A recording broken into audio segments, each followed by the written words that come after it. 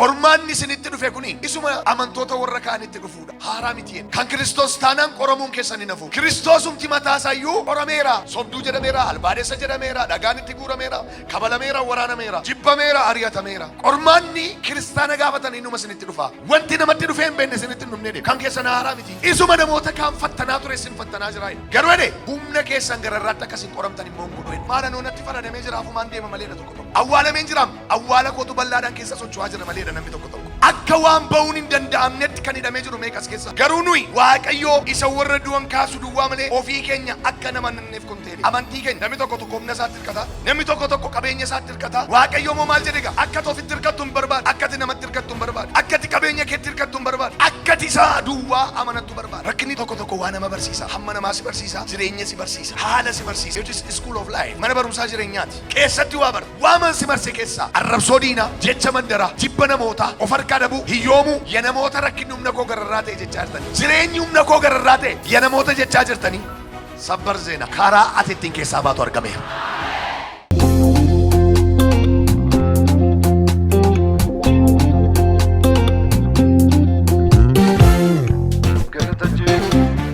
Iddoo tokko dubbifannee isa booda kadhannaa mee Qorontos isa duraa boqonnaa 10 lakkoofsa 13 baafadhaa walii wajjin dubbifannaa. Qorontos isa duraa boqonnaa 10 lakkoofsa 13 kaasee maqaa Yesuus Kiristoosiin nan dubbisaa akkas jedha. Qormaanni namatti dhufee hin beekne isinitti hin dhufne.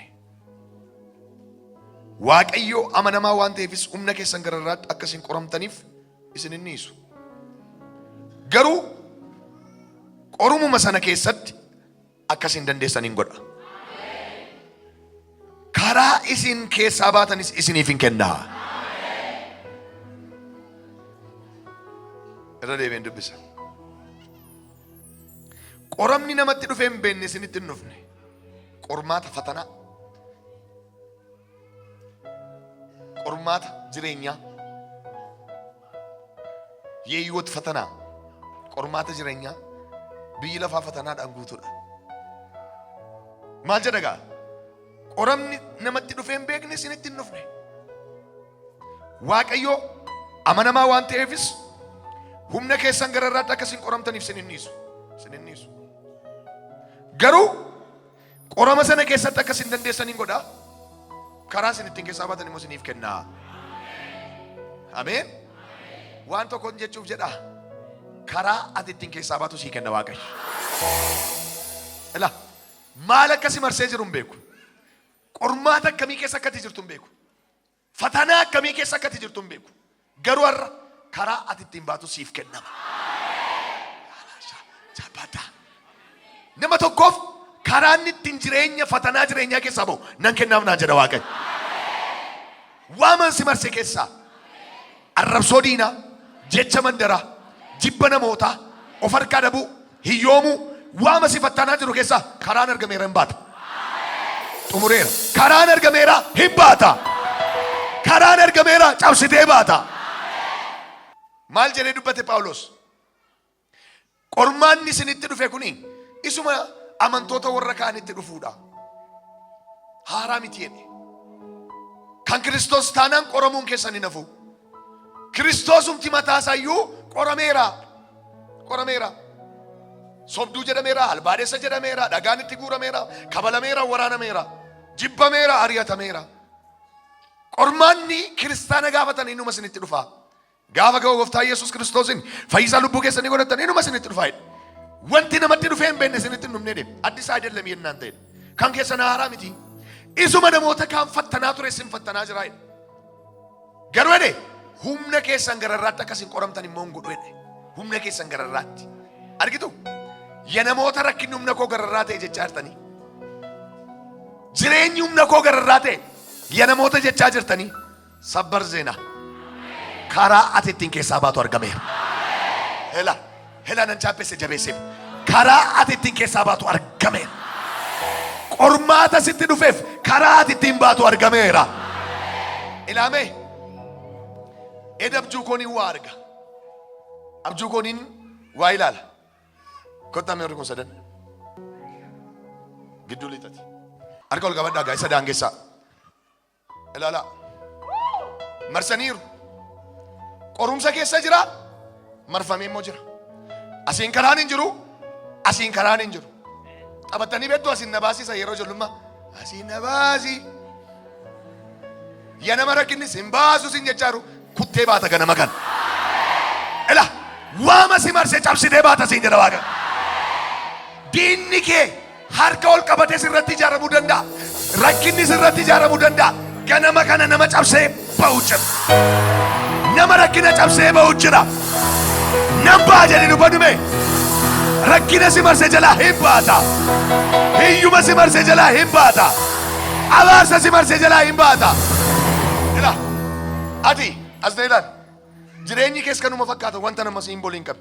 Mee asiin na baasi jedhi. Isin immoo sin baasu jedha jedhe. Asiin na baasi. Sin baasu. Asiinis. Asiin na baasi. Achiinoo. Asiin na baasi. Inuma didamini amma gaa harka waaqarraa tokko dhufee banuufiif jedha. Ila gaafa nasi harka isaanii banee inni ba'u namni rakkina keessaa balballi banamee baatu jira. Balballi sii banamee iyyuma keessaa baata. Waaqayyo karaatti ittiin rakkina harkaa baatu siif laata. Karaatti ittiin iyyuma harkaa baatu siif laata. Jedhame karaan ittiin ba'u jedha. Ganama kanaa banameera. Maqaa Yesuusin nama 92 karaan banameera. Hin baata, hin baata. Karaatti ittiin rakkina harkaa baatu Waaqayyo qopheesseera. Karaatti ittiin dhukkuba harkaa baatu Waaqayyo qopheesseera. Karaatti ittiin abaarsa harkaa baatu Waaqayyo qopheesseera. Akkas godhi banameera baname. Goy. Ela. Asna ilaali. Achiin gaafachaa kottati. Sin immoo sin baasu nedha guddisaati. Asiin na baasi. Sin baasu. Asiin na baasi. Asiin na baasi. Jecha malee. Asiin na baasi. Asiin na baasi. Asiin na baasi. Dhaabadhu gaam. Isin didanii. Karaa si dhowwatanii.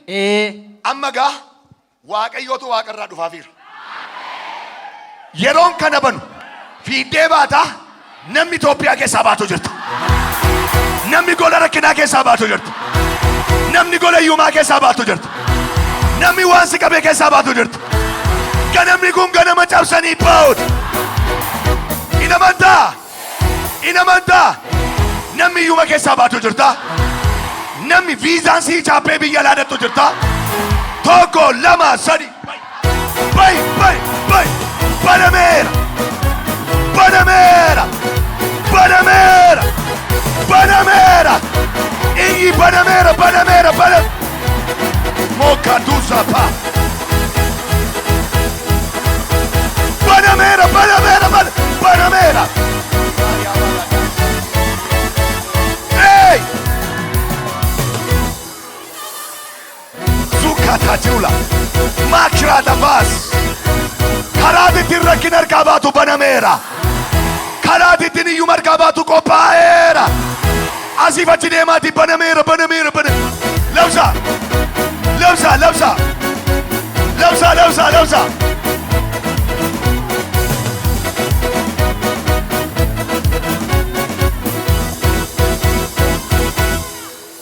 Ilaame qorumsa sitti dhufee harkaa ba'uuf karaan banameera. Akkasin dhaabattanii jirtanitti dhaabadhaa. Akka dhaabattanii jirtanittiin iddoo ammaarra deebi'ee dubbisaa nama meen jedhee fudhatee taa'e isiif haa ta'u. Ilaa dhaggeeffadhaa gaa akka dhaabattanii jirtanitti. Qoromni namatti dhufee hin beekne isinitti hin dhufne. Waaqayyo amanamaa waan ta'eefis humna keessan gararraatti akkasin qoromtaniif isin hin dhiisu. Garuu qoroma sana keessatti akkas hin dandeessan hin godhaa. Karaa ittiin keessaa baatan siniif kennaa. Karaa ittiin baatu siif kennameera. Siif kennameera. Asiif achi deemini bayeera.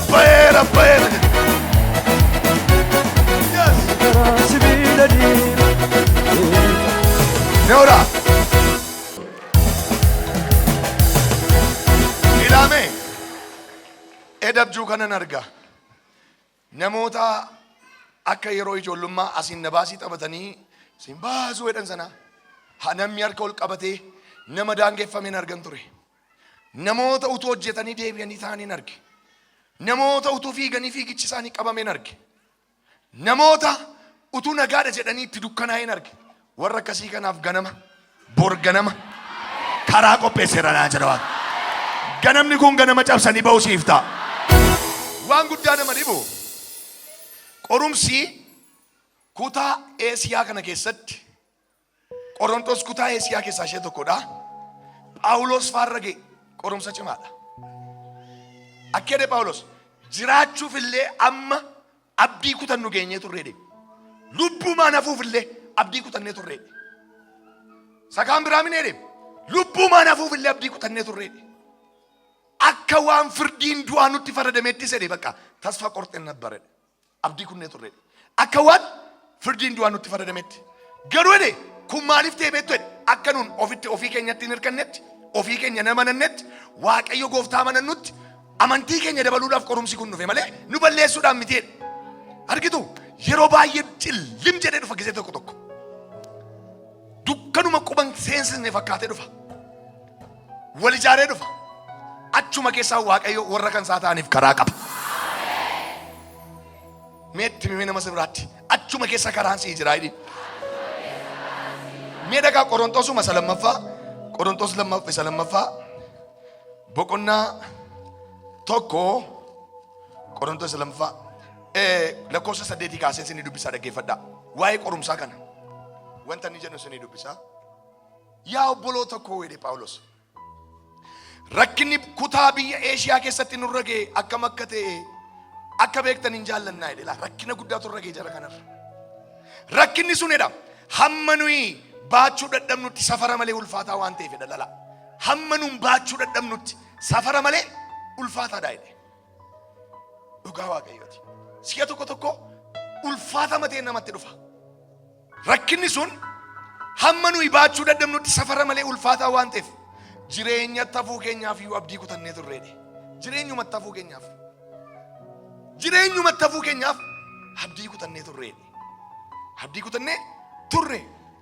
Akka waan firdiin du'aa nutti faradameetti nutti dhaga'amee tureedhe. Lakkoofsa 9 irratti immoo maal jedhe? Akka waan firdiin du'aa nutti faradameetti nutti dhaga'amee tureedhe. Si'a tokko tokko dhuguma namatti dhaga'ama. Maala noo natti faradamee jiraafu maan deema maleedha tokko tokko. Awwaalameen jiraam awwaala kootu bal'aadhaan keessa socho'aa jira maleedha namni tokko tokko. Akka waan firdiin du'aatti faradameetti kan abdii kutee jiru meeqammas keessa. Akka waan ba'uun hin danda'amnetti kan hidhamee jiru meeqas keessa. Garuu karaa ati ittiin baatu Waaqayyo sii qopheesseera. Erga jedhee booda maal jedhe egaa? Garuu nuyi Waaqayyo isa warra du'an kaasu duwwaa malee ofii keenya akka nama nanneef kun ta'e. Amantii keenya namni tokko tokko humna isaatti hirkata. Namni tokko tokko qabeenya isaatti hirkata. Waaqayyo moo maal jedhe egaa? Akka ofitti hirkattu hin barbaadu. Akkati namatti hirkattu hin barbaadu. Akkati qabeenya keetti hirkattu hin barbaadu. Hin barbaadu. Akkati isaa duwwaa amanattu barbaada. Rakkinni tokko tokko waa nama barsiisa. Hamma namaa si barsiisa. Jireenya si barsiisa. Haala si barsiisa beektaa. It is a school of life. Mana barumsaa jireenyaati. Keessatti waa barta. Maal jedhe egaa? Lakkoofsa 10 irratti Waaqayyo sodaachisa du'aa isa akkasii keessaa nu oolcheera jedhe. Sodaachisa du'aa. Bakka sodaachisa du'aa. Waaqayyo sodaachisa du'aa isa akkasii keessaa nu oolcheera. Nu oolchuufis jira. Ammas iyyuu deebi'ee akka inni nu oolchuuf abdii keenya sarara kaannee jirra. Ilaa dhaggeeffadhaa. Nu oolcheera. Nu oolchuufis jira. Past, present and the future. Ilaala. Nu oolcheera. Nu oolchuufis jira. Ammas immoo deebi'ee akka inni nu oolchuuf abdii keenya sarara kaannee jirra. Nama dhibaa akkaataatti namichi kun waa ibsu. Nu oolcheera. Nu oolchuufis jira. Ammas immoo deebi'ee akka inni nu oolchuuf abdii keenya sarara kaannee jirra. Yeroo darbe past, present, future idha. Jireenyi keenya harka Waaqayyoo keessa jira jechuudha. Jireenyi keenya harka Waaqayyoo keessa jira. Yeroo baay'ee akkuma Phaawulos dubbate akka waan firdiin du'aa nutti faradametti yerootti nutti dhaga'amu ni jiraata jireenya keessatti. Akka waan raawwatee dhume jireenyaaf yerootti abdii kutannu hin jiraata. Garuu Waaqayyo karaa ati ittiin keessaa baatu siif qopheessa. Arrame karaa ati ittiin baatu siif qophaa'eera. Hin baataa rakkinicha harkaa. Hin baataa iyyuu markaa. Ilaa Waaqayyo karaa siif qopheesseera. Kaadhaa baddaa hin kadhanna Waaqa. Haleluuyaa. Karaan argameera. Jedhaa baddaa karaan ittiin keessaa ba'uudha. Argameera jedhaa. Dabala karaan ittiin keessaa ba'uudha. Argameera jedhaa.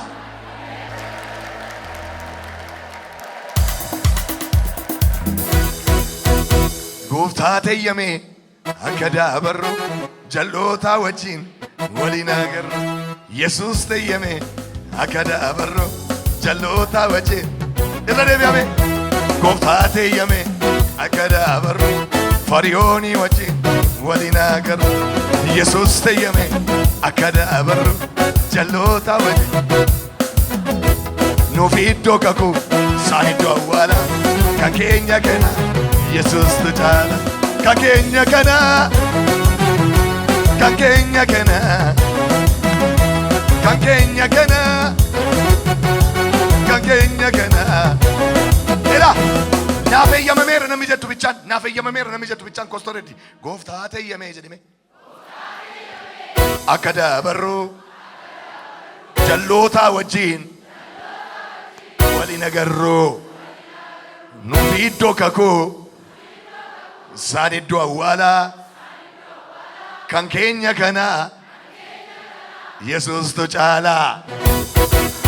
Namni eeyyama jireenyaa fudhattee baatu jirta. Eeyyama ittiin darbitu namni fudhattee baatu jirta. Eeyyama eebbaa namni fudhattee baatu jirta. Jedhame rakkinni nama marseeyyuu jedha. Karaan ittiin ba'u qophaa'eeradha. Cufaa yoo fakkaateyyuu jedha. Karaan ittiin cabsee ba'u qophaa'eera jedha. Dukkana fakkaateyyuu jedha. Karaan ittiin ba'u qophaa'eera jedha. Inni amantaa waan si marsee keessaa akkuma gurbaa namaa cabsee ba'e cabsitee baata. Siifan bana siin jedha Waaqayyo.